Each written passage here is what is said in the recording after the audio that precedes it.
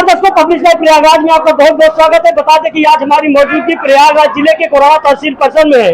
हम आपको बता दें कि कोराहा तहसील क्षेत्र में लगातार किसानों ने अपनी मांगों को लेकर भूले हैं। आपको बताना चाहेंगे कि एक तरफ कांग्रेस पार्टी के पदाधिकारी और कार्यकर्ता लगभग 50 दिनों से अपनी मांग को लेकर लगातार अनिश्चितकालीन धरने पर बैठे हैं। उसी तरफ अब दूसरी तरफ देखने को मिल रहा है कि क्षेत्रीय किसान संगठन के बैनर तले जो यहाँ के क्षेत्रीय किसान हैं वो अपनी विभिन्न समस्याओं को लेकर धरना प्रदर्शन कर रहे हैं।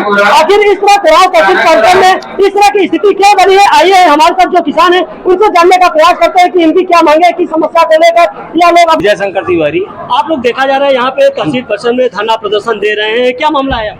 जी सर, क्या समस्या क्या है कि हम लोगों का एरिया पूरा सूखाग्रस्त है और जुलाई से लेकर आज तक बारिश जो हुई और न के बराबर हुई, जिससे हम लोगों की फसल की रोपाई, धान की रोपाई नहीं हो पाई।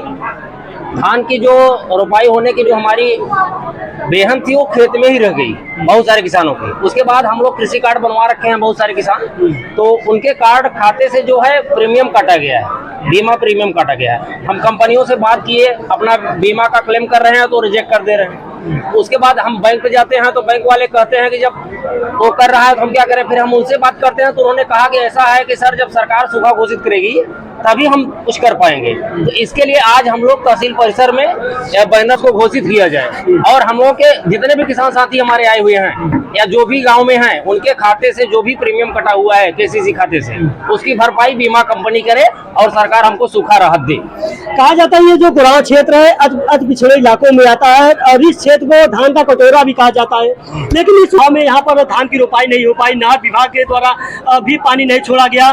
तो इस स्थिति में क्या यहाँ पर जो स्थानीय तहसील प्रशासन है उसकी से कुछ समस्या तो यह है कि हम पिछले विगत इसी दशक से देख रहे हैं कि हमारे यहाँ सबसे पहले थोड़ा सा भी कुछ हो जाता है तो मीडिया कर्मी पहले पहुँचते हैं, लेकिन इस बार दुर्भाग्य रहा हम लोगों का कि पूरे जुलाई से लेकर आज तक कोई मीडिया कर्मी न तो गया न पेपर में कहीं निकल रहा है कि सूखाग्रस्त है, सूखा घोषित होना चाहिए। इसलिए सरकार के जितने भी आला अधिकारी हैं उनके सेहत पर कोई फर्क नहीं पड़ रहा है और हम लोग परेशान हैं। इसलिए हम लोग अपनी मांग को लेकर यहाँ आए हुए हैं। हमारी मांग जब तक नहीं पूरी कर दी जा रही है, यहाँ से नहीं पूरी होगी तो हम लोग डीएम साहब के यहाँ जाएंगे, उसके बाद अपना ज्ञापन लेकर हम लोग हाई कोर्ट में दाखिल होंगे। तो क्या जो क्षेत्र में समस्या है वहाँ मीडिया कर्मी का पहुँचना जरूरी है? क्या जो इलाके के जो संबंधित अधिकारी है उन्हें इस पर ध्यान नहीं देना चाहिए? नहीं, वो तो ठीक है, लेकिन एक प्रसार का माध्यम जो होता है आज के आधुनिक दौर में प्रसार का माध्यम मीडिया को बहुचर्चित रूप में देखा जा रहा है। थोड़ा सा झगड़ा हो जाता है गांव में या कोई अन्य समस्या है तो बहुत सारे मीडिया कर्मी पहुंचते हैं, लेकिन क्या यह हमारी समस्या नहीं है? लेकिन लोगों की समस्या से मीडिया का आधार तो नहीं जोड़ा जा सकता ना। यहाँ के कहीं ना कहीं तहसील प्रशासन की जो व्यवस्था है वो भी लचर देखने को मिल रही है कि नहीं? सर वो है, पर उनके कानों तक हमारी आवाज को पहुंचाई जाएगी तो बिल्कुल सुनेंगे। हमें भरोसा है, सरकार पर भरोसा है, अधिकारियों पर भरोसा है। यानी जब तक मीडिया के द्वारा मामले को उठाया नहीं जाता तब तक जो स्थानीय शासन प्रशासन वो मामले संज्ञान में नहीं लाते? नहीं, बिल्कुल नहीं। जब हमारी मांग वहाँ तक पहुँचेगी तभी पूरी होगी, इनके तक पहुँचेगी इसके बाद आगे जाएगी, यह आवश्यक है। यानी जो व्यवस्था है पूरी तरह से देनी है, इसमें नहीं उनका दायित्व तो उनको पूरा करना चाहिए, लेकिन या तो उनके संज्ञान में लाया नहीं गया, उनको पता नहीं है तो कैसे करें। अब हम लोग इस मामले को आगे उठा रहे हैं और निश्चित तौर पे पूरा किया जाएगा। उनके द्वारा नहीं किया जाएगा तो हमारा धरना चल रहा है। लेकिन प्रदेश की सरकार लगातार जो संबंधित अधिकारी उन्हें आदेशित किया कि जो जिस इलाके के संबंधित अधिकारी हैं, कर्मचारी हैं, वो अपने इलाके में गश्त करें और उनकी दायित्व भी होती है कि अच्छा लोगों की समस्या समाधान करें।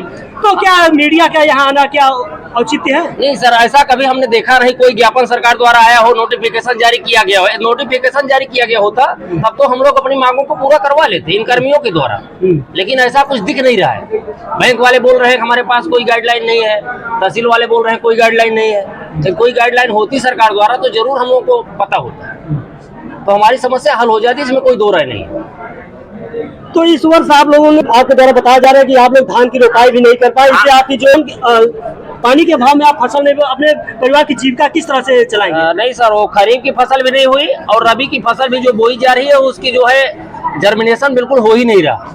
जो भी अब जो हमारा गुजारा था कि कृषि कार्ड उससे हम लोग पैसे निकाल के अपना कार्य करते थे, लेकिन वह भी अब लेफ्ट सही है। समझिए जो कर्जा किसानों ने लिया है उसको वापस करने का कोई जरिया दिख नहीं रहा है, तो कैसे गुजारा करेंगे, क्या करेंगे। सरकार पे आसे लगी है, सरकार कुछ करती है तो ठीक है, नहीं तो फिर क्या किया जाएगा। कितने दिन से प्रदर्शन कर रहे हैं? प्रदर्शन तो हमारा चल रहा है कईयों दिन से, लेकिन आज हम लोग इस तहसील दिवस के माध्यम से यहाँ पर आए हुए हैं। तो क्या आपको लग रहा है कि आप लोग जिस तरह से यहाँ पे धरना प्रदर्शन पे बैठे हैं, इससे आपकी समस्या का समाधान हो जाएगा? जी, उम्मीद तो यही लेके आए हैं।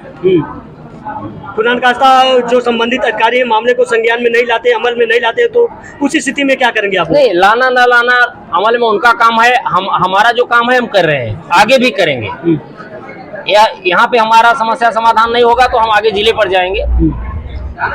यानी अगर आपकी समस्या का समाधान नहीं तो जिले के जो संबंधित अधिकारी उनका वहाँ पे प्रदर्शन करेंगे? जी बिल्कुल, प्रदर्शन करने के लिए हम मजबूर होंगे, बाध्य होंगे, करना ही पड़ेगा, और हम कर भी क्या सकते हैं। तो इस तरह की स्थिति क्यों बन रही है? के लिए तो प्रकृति से बढ़कर तो कोई है नहीं। बारिश नहीं हुई तो जो हम लोगों की व्यवस्था है, सरकार की जो व्यवस्था है, उसके द्वारा जो अनुमन्य है वो हमको मिलना चाहिए। सरकार सूखा घोषित करे और सूखा राहत पैकेज वितरण करें, और कृषि कार्ड से जिन साथियों का जो है बीमा कटा हुआ है उनको बीमा का प्रीमियम भुगतान किया जाए।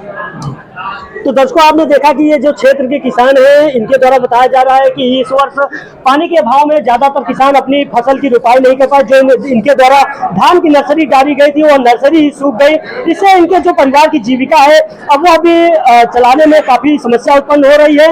तो दर्शकों, क्या इस तरह की जो प्रदेश सरकार की व्यवस्था है या जो शासन प्रशासन की व्यवस्था है, इस व्यवस्था से क्या लोगों की